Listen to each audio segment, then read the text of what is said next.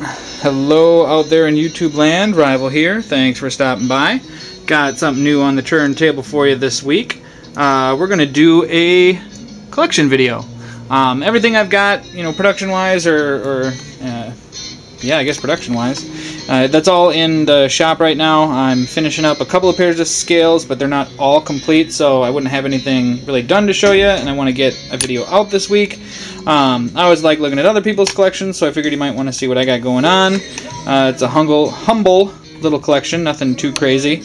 Mostly Kershaw. I'm going to warn you, if you're not a Kershaw fan, you might not like it. But we'll dive right in. You can see I've got my vintage Craftsman toolbox that I'm using as my case. Makes EDC selections very nice.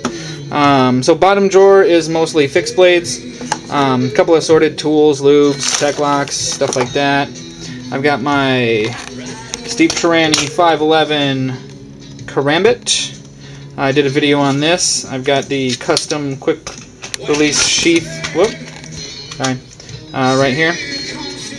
Great little knife, S30V blade.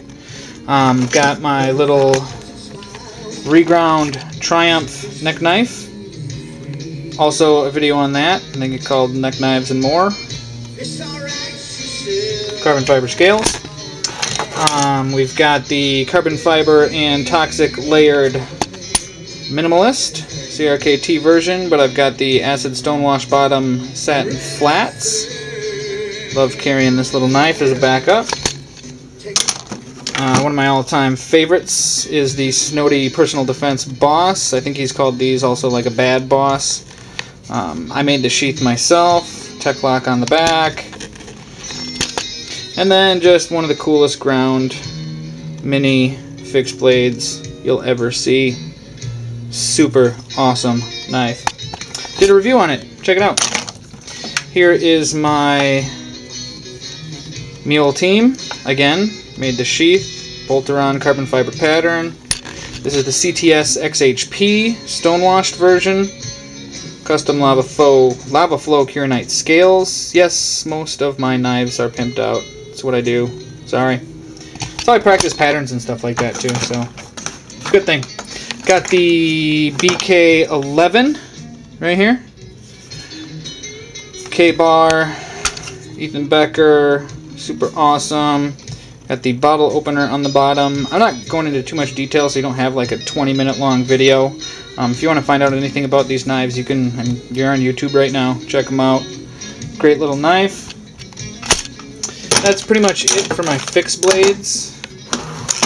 Next drawer is going to be the Kershaw drawer where I've got most of my Kershaws. Boom. There you go. Oh, one's missing. Hold on. That was in my pocket. We'll get to that one in a second. First up, we'll do the G&G Hawk ET. If you don't know about this knife, definitely learn about this knife. Most innovative 2005 at Blade Show. Great American designers. Awesome, awesome knife. I even have a really super cool store display to go along with that ET. Thanks to Kershaw guy for hooking it up with these. He had a couple of them at one point. See if I can do this. Yeah, while running the camera. Pretty cool little unit for people who just want to check out the knife, see how it works, see what it does. Look, it's got a carabiner clip, a bottle opener, a spine lock, and a pocket clip. Most innovative design. Sweet. I'm junky, can't help it. Oh, that's the top. Let's go down here. Alright. We've got the CPM 154 carbon fiber blur. No Kershaw collection is complete without a blur. Although I wish it had a flipper. I don't hardly ever carry this knife. It's mostly in there because every collection needs a blur, and I got a good deal on this one.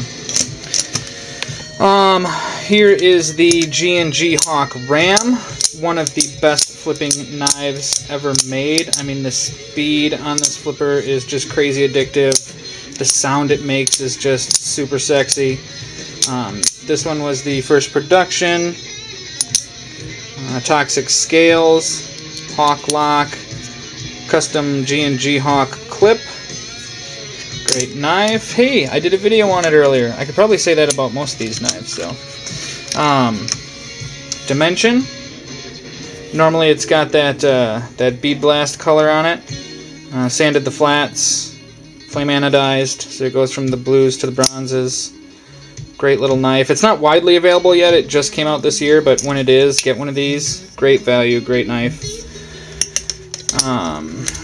Way in the back here, we've got a Lee Williams design Kershaw OD1, the larger version. The OD2 is the smaller one. Super slim profile. Yes, custom scale. 3-inch long. Best part about this knife is the flipper buries itself in the handle when it goes out. Nice little leverage system that's in there.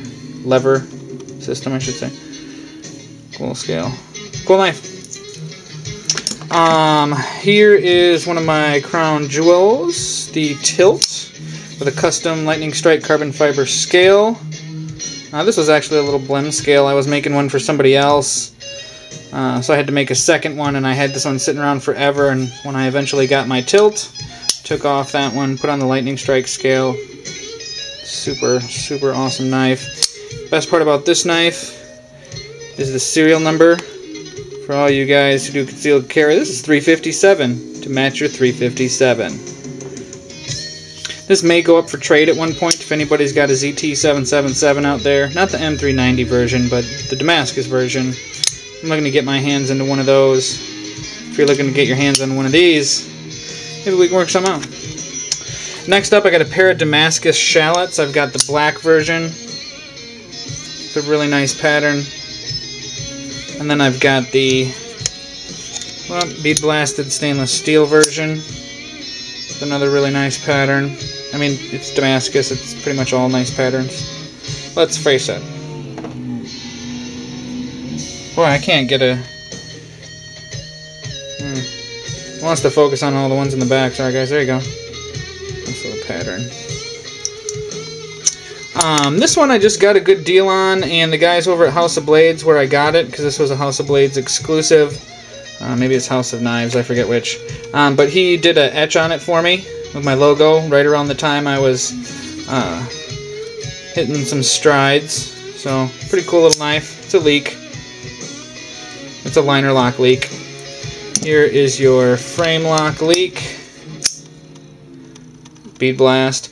This is one of the knives that got me into Kershaw's to begin with. Great little knife.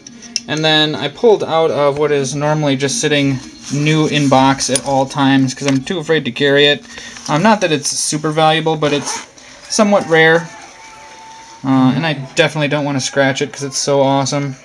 That is the gold leak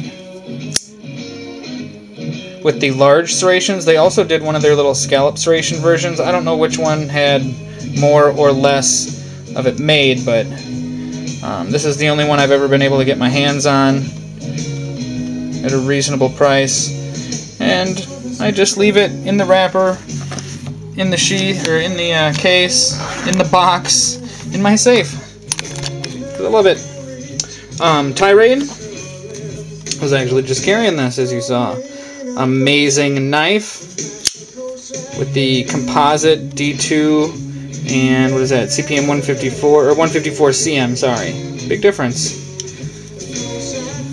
This one is actually a blem. You can see the 4X's, though you'd never know it. I'm pretty sure you can see the blem, right? Oh, it was in focus a second ago. There is a minor super small chip right here in the finish. You can kind of see it there. It's shining silver. That's the only thing I've ever been able to find wrong with this knife. Got it from a guy who also just, you know, kept really good care of it. I don't think he ever carried it. I think it was a safe clean for him. When he got his hands on a non-blem, I got the blem. Yay! Just an amazing knife. Titanium frame lock. This thing fires like crazy. Carbon fiber inlays. Just amazing knife. Keep going. I think, where are we at? Like 8 minutes? Storm 2. Huge. Well, I shouldn't say huge, but it is a big blade. Nice belly on it. Nice recurve on it. Just love this knife. Got it at a gun show several years ago. Super smooth. Whoop. Super smooth. We'll keep going this way, then we'll come down. So, whoop, this way. So this is the new injection. Oh, yeah, you can do a middle finger back flick on these things. Freaking love this knife, man. Rexford design. Addictive flipping. Not even flipping, it's a thumb stud knife. And I normally hate thumb stud knives. I normally, as you can see, have pretty much exclusively flippers. But this thing, just the detent, the design, beautiful. I haven't even pimped it yet because it's so beautiful. And it's a China-made knife. It's crazy. But it's awesome. I've got its little brother over there for sale too. Yeah, I got like a whole box of knives that they're not even in my EDC. I gotta get rid of. Talon 2, 3 inches, super fast, speed safe. Love that Hawkbill style blade. I carried this thing so much. It's a great utility knife, great for detail, pull cuts, stuff like that. I mean, if you know you're going to be ripping up a lot of cardboard, this thing just eats it up like nobody's business. We've got the Zing. I'm not too big a fan of these scales. I just, for one reason or another, never took them off. Love the knife, though. RJ Martin. And then you can see the CNC'd or the milled grooves that make the blade shape. Just a really unique knife. Really great little flipper. Even the other versions of this, there's I think just a plain edge version without this craziness. The black Tonto version, which I believe I have on the way. It's a great version of that knife. Little shuffle. This thing you can get for like 15 bucks at Walmart with the new K-pattern handles, Zytel. Bottle opener built into the back spacer. It's probably the only reason I bought this knife. That and the fact that it was so cheap. Just a cool little cutter. It's a China knife. Nothing spectacular. This Incognito, it looks like just a regular Skyline, but it's not just a regular Skyline. Whoop, I can't even open it. Hello, there you go. This, if you see, it's flat ground, which means it is the Blade Forums limited edition. Well, see down here where it says S30V. If your Skyline's not made of S30V, it's not cool. I actually have the black handles on this because I Frankensteined them. I swapped them out on my other Skyline, which you'll see in a second. I'll eventually pimp this thing, but I don't know yet. It's just a great little work knife. You can see my Preon. It's in here because the cookie cap's a little wonky right now. I gotta reach out to 4.7s. My EDC flashlight right now is my Eagle Tac. Hello. Great knife, or great light, sorry. Alright, that was the big drawer. Next drawer. Ooh, Hinderer drawer. 0560. Here's my scale. Got the full bolster, just flat carbon fiber twill, and then, whoop, reptilian on the bottom. Come on, guy. There you go. No matter how many scales I make for other people, I always put this one back on mine. Love it. You saw this in my last video. This is the Thermite Lava Flow Kieranite Satin two-tone. Acid stone washed on both sides. Great little knife. This is my Hinderer, my fake Hinderer. No, I did not actively seek out and buy this. I got it as a part of a trade. I was looking to do some work on some stuff. This was used as a sweetener in another trade. So I actually did my first flame anodizing on this. You can see it goes from blue to bronze in the back. Even though it's not a real Hinderer, it's still a pretty freaking sweet knife. Titanium, D2 steel. Really, really cool little knife. Eventually, though, I would like to get my own Hinderer. Other than this one, this one, this one. My 0550, currently wearing a Digicam scale, which is for sale. If anybody wants a Digicam scale for their 0550, PM me fast. I'll give it to you for 45 bucks. 0550, super awesome knife. My 0200, another Grant Gavin Hawk. This is the big brother to the Ram. It's got that Ram lock on it, that Hawk lock. This knife is just insanely overbuilt. I've got a polished edge on it. 30 degree inclusive, I believe. it's a little worn. I mean, this thing, I use this thing a lot. This freaking knife is